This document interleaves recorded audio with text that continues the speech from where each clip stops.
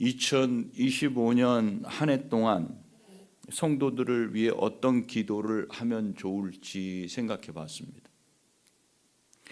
기도하려고 기도의 자리에 앉으면 여러분의 얼굴이 떠올라요. 한 사람 한 사람씩. 그리고 각 사람에게 무슨 기도를 해야 될지 그 내용이 생각납니다. 어떤 성도님은 금방 떠올라요. 어떤 성도님은 제가 기도해야 될 기도 제목과 그분의 상황을 놓고 갈등을 해요. 또 어떤 분은 기도 제목이 금방 떠오르지 않아요. 올 한 해 동안 여러분을 위해 기도해야 할 제목 중에 이 기도를 꼭 해야 되겠다 하는 그 기도의 제목이 있어요. 그것을 오늘 본문을 통해서 보려고 합니다. 그 기도는 뭔가? 기도의 제목은 만남이에요. 만남. 성도들이 하나님을 만날 수 있기를 기도하는 거예요. 제가 성도 한 분 한 분을 놓고 기도할 때 갈등을 하는 이유가 뭔지를 이 본문을 보면서 찾았어요. 하나님과의 만남이 이루어지지 않고 있는 성도라고 제가 느껴져요. 그럴 때 다른 모든 여타 그분이 필요한 것들이 있지만 그것들을 다 물리치고 그 기도를 앞세워야 되니까 제가 거기서 갈등을 했던 거예요. 하나님을 만나지 못하면 지식으로는 성경을 잘 알아요. 그런데 바리새인들과 같이 예수 그리스도를 거절하고 예수 그리스도의 일을 막고 죽이는 일을 하게 됩니다. 성경 말씀을 믿지 않고 자의대로 해석하고 적용합니다. 그래서 성경을 함부로 말을 하게 돼요. 그래서 성도 여러분이 하나님을 만나게 해달라고 기도합니다. 제가 올 한 해 동안 여러분 각자를 놓고 기도할 때 이 기도를 할 거예요. 하나님을 어떻게 그러면 만나야 됩니까? 그것은 오늘 말씀을 통해서 확인하려고 합니다. 오늘은 바울 사도가 에베소 성도들을 위해 무슨 기도를 했는지 거기에만 한번 초점을 맞춰서 말씀을 볼 거예요. 우리가 바울의 기도를 통해서 우리에게 주시는 은혜를 누리는 복된 시간이 되시기를 바랍니다. 먼저 이 편지를 받는 에베소 교회의 상황은 어떠했는지 우리가 한번 보기를 원해요. 에베소는 지금 이 튀르키예 서쪽 끝에 있는 도시예요. 이곳에 바울 사도는 하나님 말씀을 전하고 교회를 세웠어요. 3년 동안 이곳에서 목회를 했어요. 그러면서 그곳을 떠나서 이곳저곳 다른 곳을 이제 복음을 전하고 전도를 했죠. 그러다가 감옥에 갇히게 되면서 로마 감옥에 갇히게 되면서 보낸 편지가 에베소서예요. 당시 이 에베소는 항구에 배가 다닐 수 없게 됐어요. 그러면서 이제 활발했던 그 무역 중심지의 위치를 잃어버리게 됐어요. 그때부터 아데미 숭배가 그 도시의 경제적 생존 수단이 됐습니다. 그걸로 먹고 살게 됐어요. 아데미와 연관된 관광객과 순례자를 대상으로 교역을 해서 에베소의 많은 주민들이 부자가 됐습니다. 그걸로 인해서. 세계 7대 불가사의 중 하나인 다이아나라고도 불리는 아데미 여신의 신전이 이곳에 있어요. 여신 신전에 막 이렇게 뭐가 막 달린 거 이런 신이 있었죠. 그 신. 제가 그 신을 여기서 보여주면 여러분들이 또 그걸 보고 확 가슴에 새길까 봐 제가 안 보여줘. 근데 이미 봐갖고 다 알잖아요. 그죠? 아시아에 있는 모든 신들 중에서 이 아데미만큼 열정적으로 숭배된 신은 없다고 합니다. 그렇기 때문에 에베소는 교회가 잘 성장할 수 있는 그런 환경의 도시였는가? 그렇지 못해요. 우상 숭배가 만연한 그런 도시는 이 교회가 성장하기가 어려워요. 이 교회가 잘 성장할 수 있는 그런 환경의 도시는 아니었지만 이 도시에 사도 바울이 이 편지를 보낼 즈음에는 제법 에베소 교회는 든든하게 튼튼하게 잘 자라나 있었어요. 그것이 오늘 말씀을 통해서 우리가 볼 수 있어요. 15절 말씀 한번 보세요. 15절에 뭐라고 되어 있어요? 이로 말미암아 주 예수 안에서 너희 믿음과 모든 성도를 향한 사랑을 나도 듣고. 바울은 에베소 교회를 떠나 있지만 에베소 교회에서 들리는 소문은 에베소 교회가 믿음도 좋고 서로 간에 풍성한 성도 서로 간에 풍성한 사랑을 나누고 있다. 그 소식을 들었다는 거죠. 성도를 가르쳤어요. 성도를 오랫동안 가르쳤는데 그리고 떠나 있었더니 그 교회에서 들리는 소문이, 이런 소문이 딱 들린다면 그건 가르친 사람이 얼마나 위로를 받고 또 힘이 되는지 몰라요. 믿음이 있노라 하고 행함이 없는 교회도 있어요. 믿음에 열심을 내요. 진리 지식을 잘 알아요. 그런데 서로 사랑하지 않고 그냥 그 알고 있는 진리 지식으로 그걸 잣대로 사용해. 정죄. 그런 교회도 있어요. 말씀을 붙들지만 본인들의 필요에 따라 적용하면서 서로의 관계는 냉랭하게 가져가는 교회도 있어요. 서로 사랑하고 용서하라신 말씀은 알고 있어요. 근데 이걸 제한적으로 적용하고 사랑하고 용서하는 그런 교회도 있어요. 예수님께서는 요한복음 13장 35절에서 너희가 서로 사랑하면 이로써 모든 사람이 너희가 내 제자인 줄 알리라, 이렇게 말씀하셨어요. 참된 믿음을 가졌다는 것은 종교적인 열심을 말하는 게 아니에요. 참된 믿음을 가졌다는 것은 삶 속에서 서로를 향해서 사랑을 베풀고 사는 것을 말해요. 이런 면에서 에베소 교인들은 모든 성도를 향해 사랑을 베푸는 진정한 믿음을 가질 만큼 성숙해진 사람들이었다라고 우리가 볼 수 있어요. 그래서 바울은 이렇게 말해요. 16절에서 너희로 말미암아 감사하기를 그치지 아니하고. 그렇게 가르치고 이런 소문이 난 교회를 생각하면 그냥 하나님께 감사가 나오는 거예요. 연실 입만 벌리면 감사한 거예요. 여러분, 제가 새벽에 여기 앉아서 기도할 때 어떤 성도는 이름을 부르면 그분을 딱 떠올리면 그냥 하나님 감사해요. 그냥 감사해요. 이래. 지금 바울이 감사하기를 그치지 않아요. 감사를 멈출 수가 없어요. 목회자에게 가장 감사한 것이 무엇이겠습니까? 하루, 이틀, 한 해, 두 해, 시간이 갈수록 가르친 성도의 믿음이 자라가고, 전에는 안 그랬는데 갈수록 무르익으면서 성도 간에 서로 사랑하는 정도가 더 깊어가는 것을 이렇게 보일 때, 그때 목회자는 마음이 뿌듯해지고 그냥 감사가 멈추지 않아요. 바로 에베소 교인들이 그런 모습으로 자라가고 있었어요. 그런데 우리가 16절에서 보니까 볼 말씀이 있어요. 여기 보니까 내가 기도할 때, 사도 바울이 그들을 향해서 기도를 하고 있었다는 거예요. 사도 바울은 무엇을 기도해요?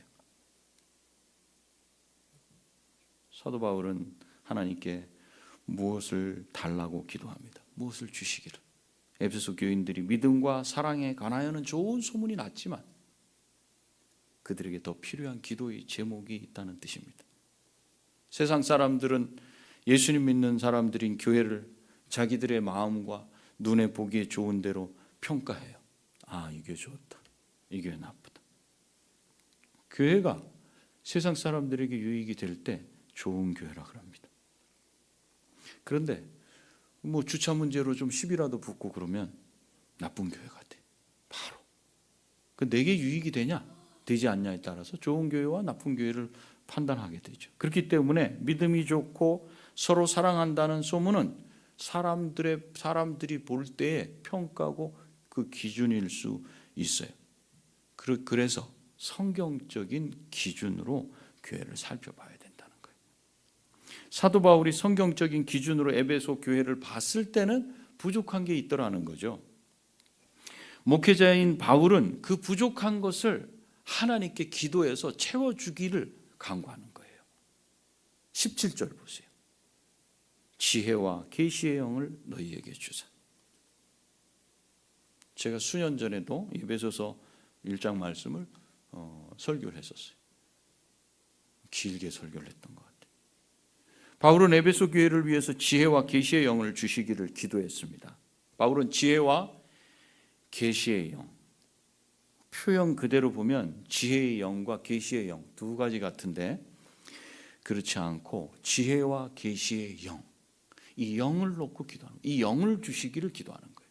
이 영은 누군가? 성령을 말해요. 따라서 사도 바울은 하나님께 지혜와 계시의 성령을 주시라고 간구한 겁니다. 여러분 중에 이런 질문이 의문이 생기는 분이 있을 거예요. 아니 성령은 믿는 사람에게 다 주어지지 않았는가? 이미 성령이 우리 안에 와서 살고 계시지 않는가? 그런데 또 성령을 주시라고 간구하는 건 무슨 뜻이지? 에베소 교인들은 성령을 받지 않은 사람들이었는가? 성령이 함께 하시지 않는가? 그렇다면 그들은 어떻게 믿음을 가질 수 있었고 그 믿음과 사랑에 대해서 좋은 소문이 날 수 있었는가? 이 질문이 이 말씀을 보면서는 바로 들어와야 돼요. 왜 또 성령을 달라 그러는가? 이 질문에 대한 답은 예수님을 믿는 사람들에게는 너는 내가 택한 자녀고 내가 택한 사람이다. 하나님께 속해 있다라는 그 증거로 누구를 보내주신다 그랬냐면 성령을 보내주신다 그랬어요. 그 성령은 증인이에요. 성령이 내 안에 계시다는 건 내가 하나님의 택한 자녀고 하나님의 것이라는 증인이에요. 그 증인이 바로 성령님이에요. 그래서 예수님을 믿는 사람에게는 누구나 예외 없이 성령께서 함께 하시는 것을 믿으시기 바랍니다. 여러분 안에 성령이 계시. 그렇기 때문에 에베소 교인들에게는 이미 성령님이 오셔서 그들 각 사람 속에 함께 살고 계셔요. 그러면 성령을 주시라고 한 것은 무엇을 간구한 것인가 도대체? 이미 와 계신 성령을 뭘 간구한 것인가? 17절에서 성령을 가리켜 뭐라고 표현했냐면 지혜와 계시의 성령이라고 표현한 데서 답을 찾을 수 있어요. 지혜와 계시는 성령님이 하시는 역할을 나타내는 표현이에요. 성령님이 지혜와 계시, 지혜 또 계시 이것을 통해서 알게 하시는 그 역할을 해요. 쉽게 말하면 성령님은 어떤 분이시냐? 지혜를 주시고 계시를 알려주시는 분이라는 뜻입니다. 여기서 지혜는 예수 그리스도의 구원을 알게 하는 그 지혜로 인도하는 지식을 말해요. 이 로이드 존스 목사님은 이 지혜 이 부분을 이렇게 여러 가지로 쓰인다고 말해요. 성경에서는 이게 지식이라는 단어로도 쓰이고 또 이해력이라고 하는 단어도 쓰이고 또 정보다라고 하는 단어도 써요. 즉 예수님의 구원을 알게 하는 이해력, 지식, 정보 이것을 누가 우리에게 주시고 알게 할 수 있는가? 성령님이 하시는 일이에요. 예수 그리스도께로 연결하는 이 다리에 놓인 이것을 누가 알게 할 수 있는가? 성령이시라는 거예요. 그 성령이 하시는 일이에요. 그걸 지혜다 이렇게 이해를 할 수 있어요. 그러니까 바울이 그리고 이제 계시라고 하는 것은 성경을 통해서 하나님을 알게 하는 거예요. 그 우리가 그냥 성경을 보면 그냥 하나님을 쏙쏙 알 수 있어요. 누구든지 다 알 수 있을 것 같은데 그렇지 않아요. 계시는요 이렇게 커튼이 있는 커튼을 열어서 보게 하는 거예요. 비춰줘야 돼요. 그래야 알 수 있어요. 그 여러분들이 하나님의 말씀을 읽으면서 알 수 있다. 그거를 당연하게 생각하면 안 돼요. 감사해야 돼. 성령께서 하시는 그 일이 내게 임한 거예요. 성령이 나를 위해서 일을 하고 계신다. 그걸 거기서 볼 수 있는 거예요. 그러니까 바울이 간구한 내용은 에베소 교인들에게 성령님이 다시 오시라는 기도가 아니고 성령님께서 에베소 교인들에게 지혜를 주시고 계시를 알려주시는 그 일을 해 주십시오라고 기도하는 거예요. 이렇게 믿는 자들에게 구원을 알게 하는 지혜로 인도하는 지식을 주시고 계시를 알려주시는 그 성령의 행동을 뭐라 그러는가? 조명이라 그래요. 저기 성경 위에 빛이 착 비치죠. 빛이 안 비치면 그냥 그리고 책일 뿐이에요. 근데 저 빛이 비춰지면은 그것은 성령께서 우리에게 보여주셔요. 그래서 조명, 그걸 밝게 비추어 준다. 그러면 왜 이 일을 성령이 하셔야만 되죠? 어째서 이런 성령님의 역할, 성령님의 조명이 필요해요? 왜 바울은 믿음으로 소문이 나고 성도 서로 간에 말씀대로 사랑하고 그렇게 살아가는 그 에베소 교회 성도들을 향해서 왜 이 기도를 할 수밖에 없었는가? 왜 성령님이 이 역할을 하셔야 돼요? 그 이후 17절 끝부분을 보면 이런 말씀이 있어요. 하나님을 알게 하시고, 영어 성경으로 보면 그의 지식에 있어서, 여기서 그는 누구냐면 하나님이셔요. 결국은 그의 지식에 있어서라는 뜻은 하나님의 지식에 있어서라는 말이에요. 그럼 하나님의 지식이 뭐예요? 하나님의 지식이라고 하는 이 의가 해석이 좀 어려운 거예요. 예를 들어서 나의 사진이라고 말할 때는 내가 가지고 있는 사진, 그런 뜻이 있죠. 혹은 내가 찍은 사진, 이런 뜻이 될 수 있어요. 두 가지가 다. 그래서 하나님의 지식이라고 하는 건 두 가지로 또 볼 수 있어요. 하나님이 가지고 계신 지식이라는 의미가 있을 수 있고, 또 하나는 하나님을 아는 지식, 두 가지로 또 이렇게 볼 수 있어요. 그럼 여기서 쓰인 이 하나님의 지식에 있어서라는 이 의미는 그럼 두 가지 중에 어떤 것인가?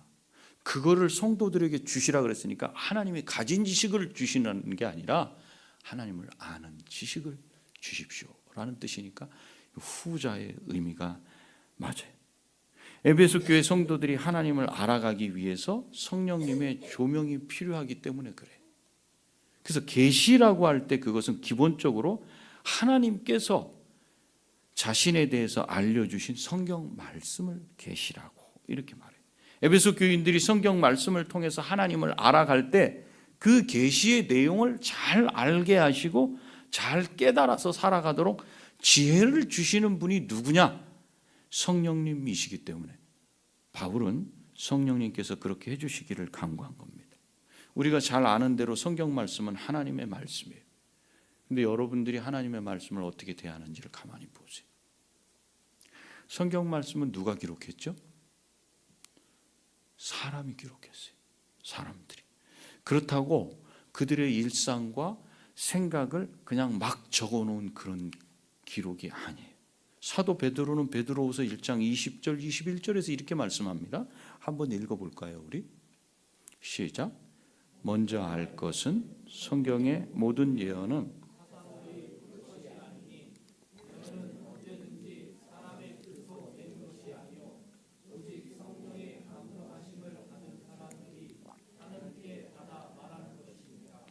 성경 말씀은 세상과 사람에 대한 그런 개인적인 관점으로 기록된 것이 아니라는 말이에요. 그게 아니라 오직 성령의 감동하심을 받은 사람들이 하나님께 받아 말한 것이라. 성령의 감동을 통해서 성령의 이끄심을 따라서 기록한 것이다.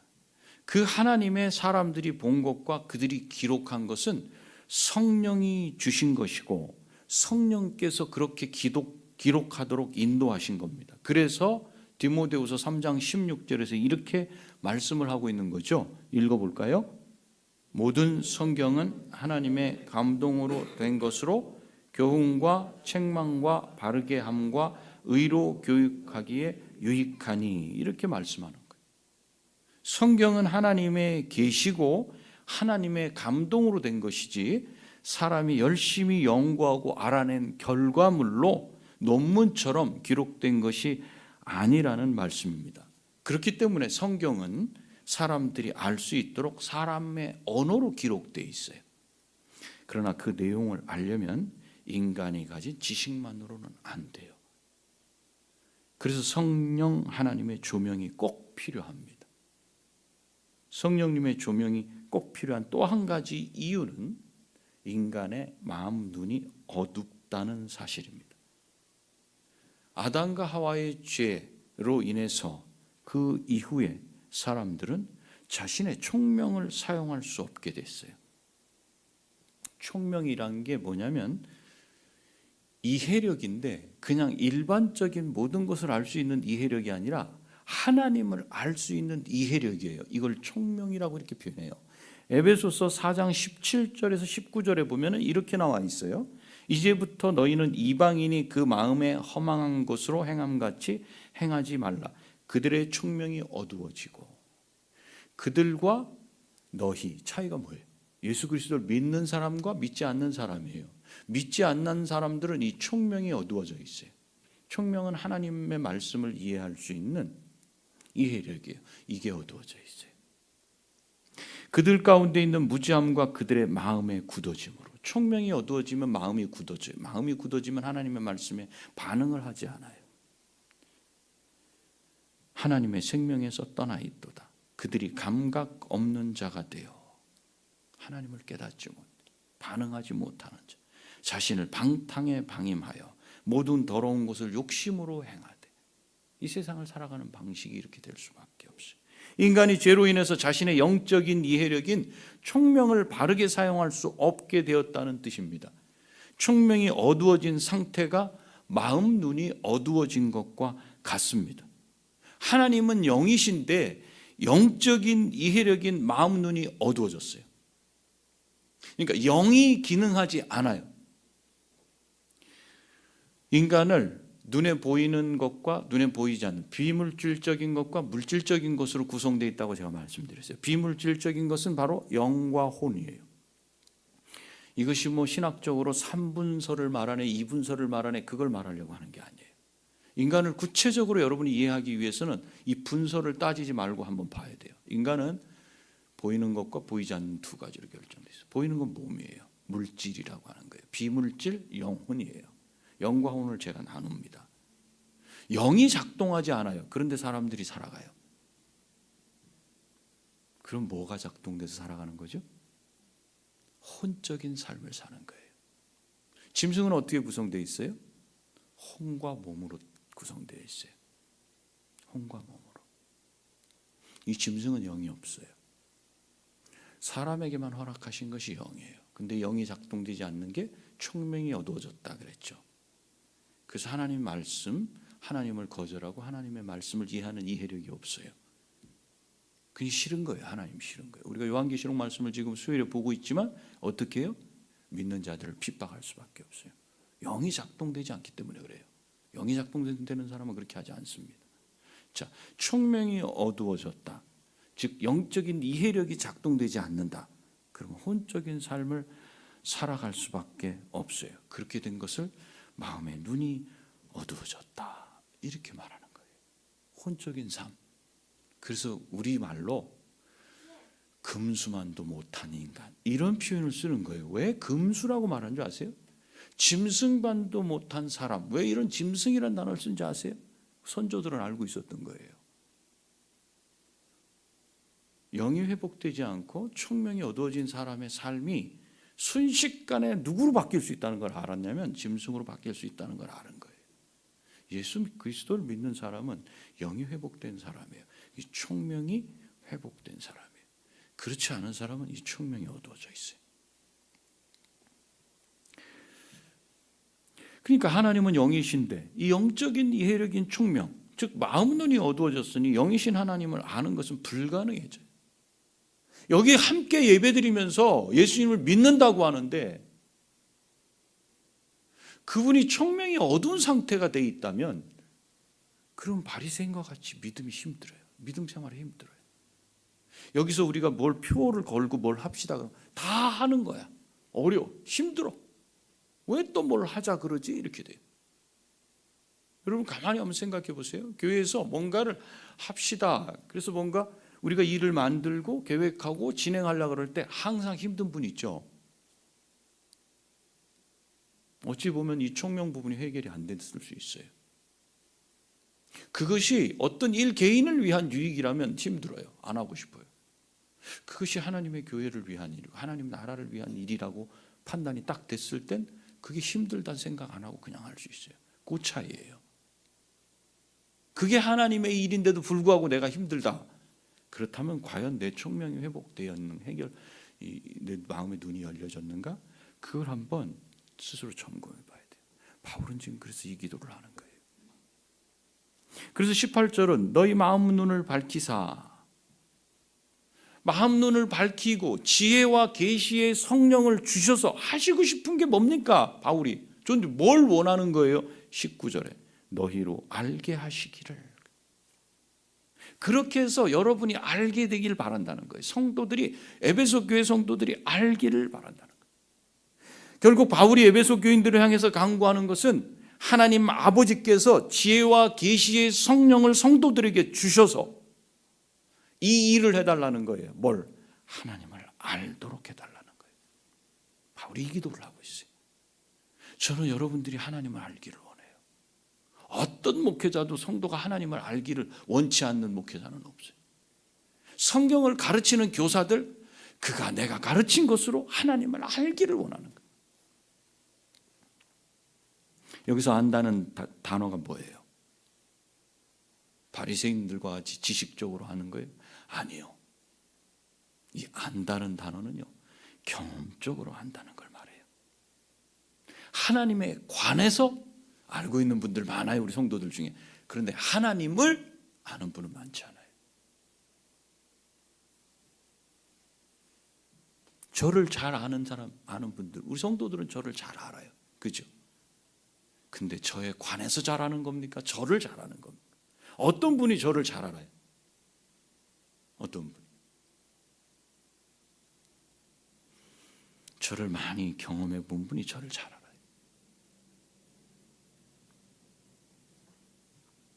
여러분은 하나님을 아십니까?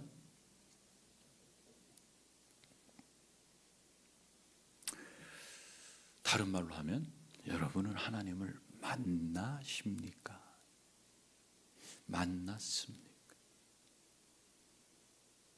오랜 세월 함께 신앙의 삶을 살아오고 함께 기도합시다. 여러분 어려운 형편 가운데서도 그거 하나님의 것이라고 인정하고 내잖아요. 그 낸 거 여태껏 저축을 했으면 돈이 얼마예요? 그렇게 함께 왔어요. 그렇게 피 같은 돈을 떼어내면서 함께 살아왔어요. 그런데 하나님을 아시냐고요. 즉 하나님을 만나셨냐고요.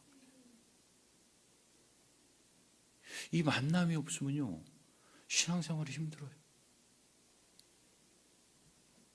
바울이 믿음도 좋아, 서로 사랑해, 누가 들어와도 다 가족과 같대. 그 교회는 난 그 교회 다니고 싶어. 그런데 바울 사도가 딱 볼 때 그 교회에 꼭 필요한 게 있어요. 하나님을 아는 것. 하나님을 만난 만남이 각 성도에게 있냐는 거예요. 이 만남이 있어야 신앙의 삶 속에서 피 흘리기까지 싸울 수 있어요. 그리고 성도들은 이 땅 가운데서 핍박을 겸하여 받을 수 없다는 그 말씀에 감사하고 견딜 수 있어요. 근데 이 하나님과의 만남이 없으면 핍박을 말하면 힘들어져요.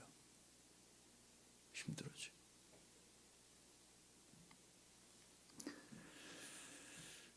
다른 기도도 아니고 성경 말씀을 잘 이해할 수 있도록 성령님이 우리 안에서 일하게 하셔서 하나님을 알게 해달라는 간구가 믿음이 좋고 서로 사랑하는 에베소 교회를 향한 바울 사도의 감옥에 갇혀서 있는 바울 사도의 간구였어요. 여러분 이제 말씀을 맺을게요. 에베소 교회 교인들은 어떻게 구성되어 있는가? 거의 대부분이 당시의 노예들이에요. 이런 표현이 무례할지 모르지만 일자 무식이, 글을 읽지 못하고 쓸 줄 모르는 사람들이 많아요.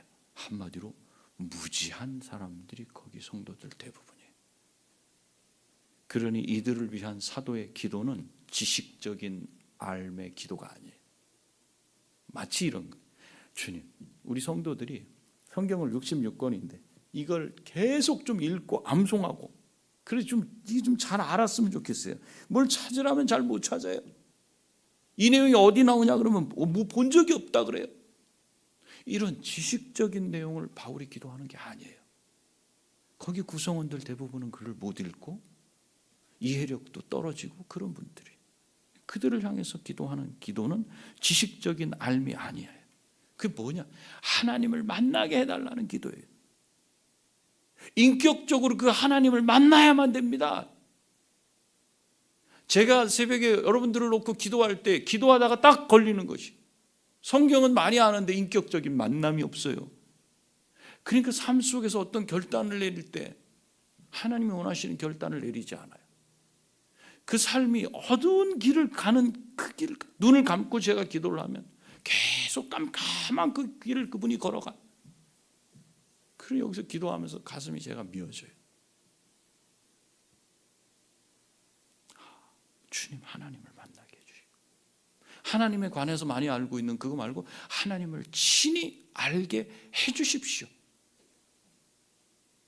그래서 성령께서 그를 붙들고 가심을 그가 경험해야지 이 험한 세상 가운데서 이 교회 앞으로 부르닥칠 환난과 역경을 감당하는 교회의 기둥이 되지 않겠습니까? 만나게 해주십시오. 성도를 위해서 기도할 때 가장 중요한 것은, 가장 해야 할 것은 성도가 잘 자라게 하는 것일까요? 제가 이번 주에 상을 당한 한 형제 가정에 갔다 왔어요. 장례식에. 그 형제가 나오면서 목사님 얘기 좀 합시다. 얘기를 하는데 뭐라 그러냐. 저희 교회 목사님이 집사직을 받으라 그러는데 저 거절했습니다. 왜? 집사직 받으면 열심히 해야 되잖아요. 받았다는 뭔가 표시를 내야 되니까 뭔가 일을 해야 되잖아요. 제가 아직 그 준비가 안 돼 있어서 안 했습니다. 이렇게 말해요.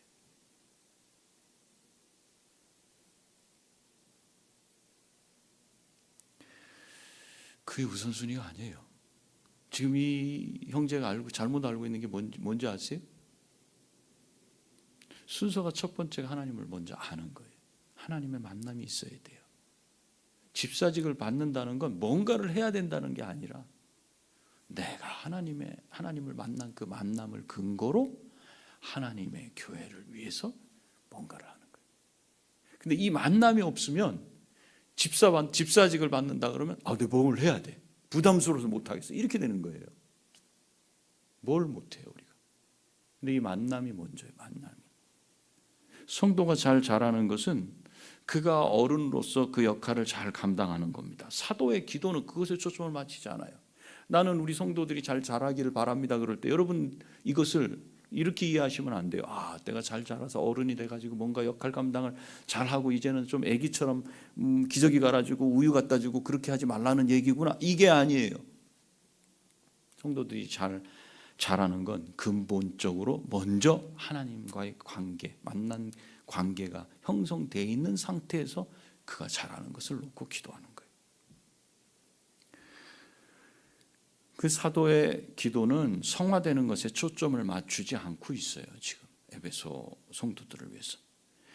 그래서 자기 역할을 잘 감당하며 교회가 빈틈없이 잘 돌아가는 것에 초점을 맞추지 않아요. 사도의 기도의 초점은 하나님을 알도록, 하나님을 만나도록 지혜와 계시의 성령께서 일해달라는 거예요.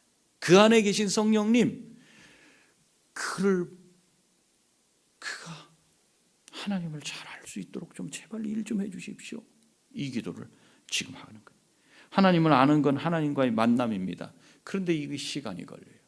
한 번에 되질 않아요. 이게 시간이 걸려요. 하나님을 만나기 위해서, 하나님을 알기 위해서는 긴 시간이 걸려요. 무슨 시간이에요? 그분과 교제의 시간이 필요해요. 우리가 4년에 걸쳐서 지금 성경 한 번을 보는 이 맥체인식 성경의 읽기로 매일 아침마다 우리가 보고 있잖아요. 그게 뭐 하는 거예요? 하나님과 교제예요. 긴 시간 교제예요. 그때마다 여러분이 무슨 간구를 해요? 성령님, 내가 지금 말씀을 보는데 답을 빨리 찾아내는 그 은혜 말고 이 말씀이 무엇을 말씀하고 있는지를 제가 좀 잘 볼 수 있도록 해주십시오. 1년 365일을 성령님께 계속 간구하는 거예요. 자기도 모르게 어느 순간 그 하나님을 내가 만났다. 어느 순간 성경을 읽어, 작년에 읽은 본문에서는 그게 나타나지 않았는데 오늘 성경을 읽으면서 이게 보여. 깨달음이 딱 생겨. 그때 놀라지 않아요? 그때 뭐라 그래요? 하나님이 살아계시다. 그럼 누가 그렇게 하셨어요? 내가 열심히 읽었더니 돼요? 아니요, 성령께서 그렇게 하신 거예요. 하나님을 만나지 못하면 성도는 자라지 못합니다. 그래서 교회에서 무슨 직분을 맡기려고 그럴 때 내가 받겠네 안 받겠네, 받는 게 부담스럽네 부담스럽지 않네, 이런 말을 해요. 이게 바로 여기 이것 때문에 그래요. 그가 하나님과의 만남이 있느냐 없느냐. 그래서 목사인 제가 여러분을 향해서 기도해야 하는 제목 첫 번째는 여러분이 하나님을 알도록 성령께서 조명해 주시라는 거예요. 비춰주시라는 거예요. 다른 말로 하나님을 만나는 만남이 이루어지지 않으면 설교 말씀을 듣고 성경을 읽을 때 아무 감동이 생기지 않아요. 무슨 소리인지 하나도 들리지 않아요. 그래서 목장 모임을 할 때 그가 뭘 들었는지가 탁 나오죠. 탁 나오죠. 그럼 여러분들 들으면서 아, 이분이 성령의 조명이 없구나. 그럼 여러분 속으로 아, 이건 놓고 기도해 드려야 되겠다. 이렇게 하셔야 돼요. 그리고 조명이 없어서 깨닫지 못하는 분은 깨닫지 못한 것을 거기서 막 큰 소리로 말하면서 그걸 막 주장하지 마세요. 그건 이런 말이에요. 나는 성령께서 조명해 주시지 않아. 비춰 주시지 않고 깨닫게 안 해주시기 때문에 그냥 내가 아는 대로 한번 해볼게요, 이거야. 지금 그 자리는 그 자리가 아니에요. 여러분 중에 그런 분이 계신다면 지혜와 계시의 성령님, 내 마음의 눈을 여셔서 하나님을 만나게 해 주십시오 라고 그렇게 기도하시고 그렇게 기도해 달라고 요청하세요. 제게도 그 기도를 요청하세요. 나는 모르겠어요. 들어도 뭔 소리인지 몰라서 계속 딴소리를 말하는데 어떡합니까? 요청해. 그래서 우리는 서로를 위해서 하나님 만나기를 기도해주고 기도를 요청해야 되는 사람들입니다. 그래서 이 사실을 한 구약의 시인은 시편 42편 1절 2절에서 이렇게 말해요. 한번 읽습니다. 시작.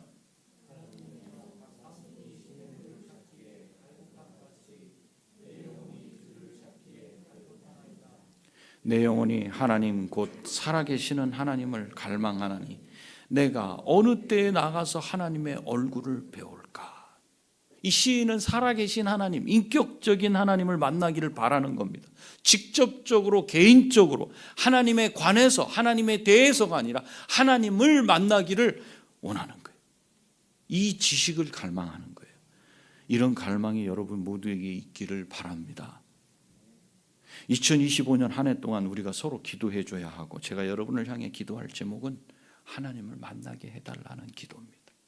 하나님을 만나지 못하면 저 증인으로 사는 거 부담스러워요.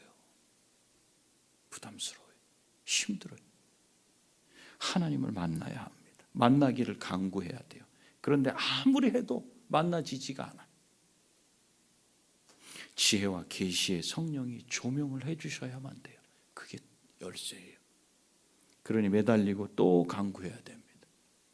말씀을 깨달을 수 있도록 비춰주옵소서. 그래서 올 한 해 모든 성도들이 하나님을 인격적으로 만나고 경험하는 그런 한 해가 되시기를 기도하고 그런 은혜를 하나님께서 주시기를 바랍니다. 기도하시겠습니다. 이 시간에 우리 같이 기도할 때 성령님의 비춰주심, 지혜와 계시의 성령께서 비춰주셔서 하나님을 만나는 제가 되게 해주십시오. 기도하겠습니다. 기도하시겠습니다.